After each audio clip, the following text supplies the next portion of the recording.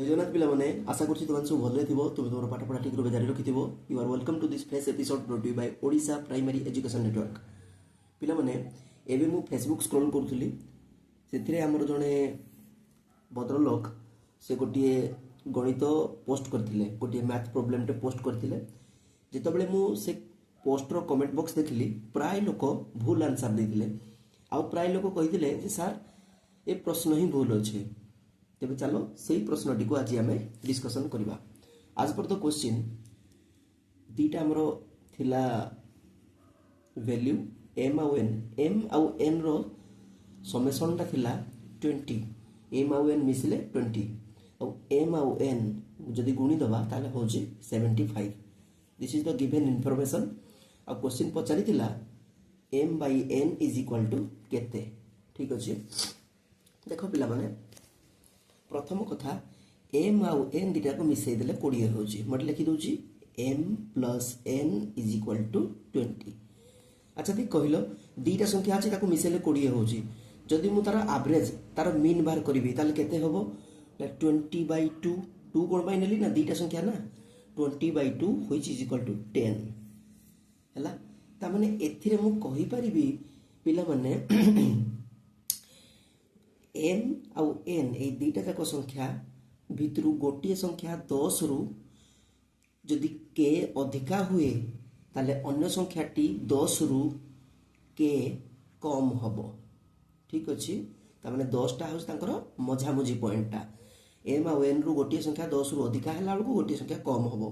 तो तापरे आ गोटे कथा एम टा अधिका हबो ना एन टा अधिका हबो बा एम टा कम होबो बा एन टा कम होबो सेटा हमें जानि ना। हम गोटे तुक्का मारिबा एबे।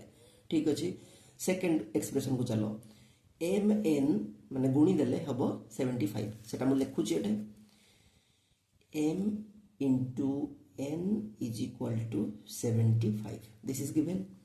ए जगह रे एम रे मु पकेबी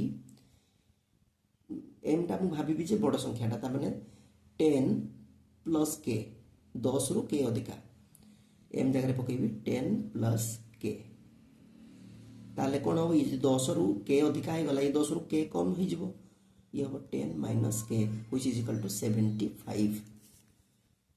ठीक अछि, एबे कौन होबो देखो a plus b a minus b अछि 10 रो स्क्वायर माइनस k रो स्क्वायर इज इक्वल टू 75।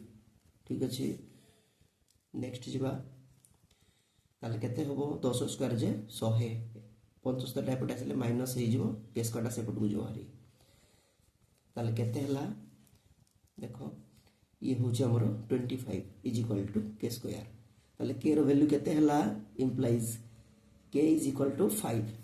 देखि पालो के रो वैल्यू पाई गलो ताले एम आउ एन केते हबो देखो एम केते हबो 10 प्लस के व्हिच इज इक्वल टू 10 मिसाण 5 समान 15 एम हे गला 15। एन केते हबो 10 माइनस के 10 रु हमरो 5 गले माने से हे जिवो केते 5।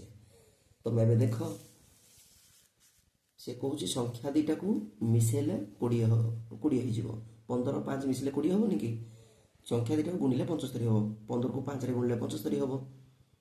देखि पारलो एबे कथा उठुची m बाय n जे केते पिला माने एटा m होबो बोली किछि ग्यारंटी नै। आमे गोटे तुक्का मारिचे दरकार पहिले एटा 15 हे पारे एटा 5 हे पारे। ठीक अछि, तमे जदि m बाय n कहबा ताले एमती हे पारिबो m by n is equal to 15 by 5 हे पारे बा आमे एमती कहि परिबा m by n is equal to 5 by 15 हे पारे किछि भी हे पारे कारण आमे एटा जबरदस्ती m टा को बड़ नै जे हला। ताले यदि काटिबा केते होबो काटि देले होबो 3 एठे यदि काटि दबा केते होबो पिले एठे काटि देले होबो 1/3। ता माने जो m by n row value कहूची सी होबो 3 और 1/3 दैट इज अनसर्टेन। ओके, आशा करछि तुमे वीडियोटी एंड जाय देखिथिबो। पिला मन जदि वीडियोटी भल लागि थाए निजर सांग साथी मानक सहित शेयर करनबो। भगवान तोर मंगल करंतु। जय जगन्नाथ।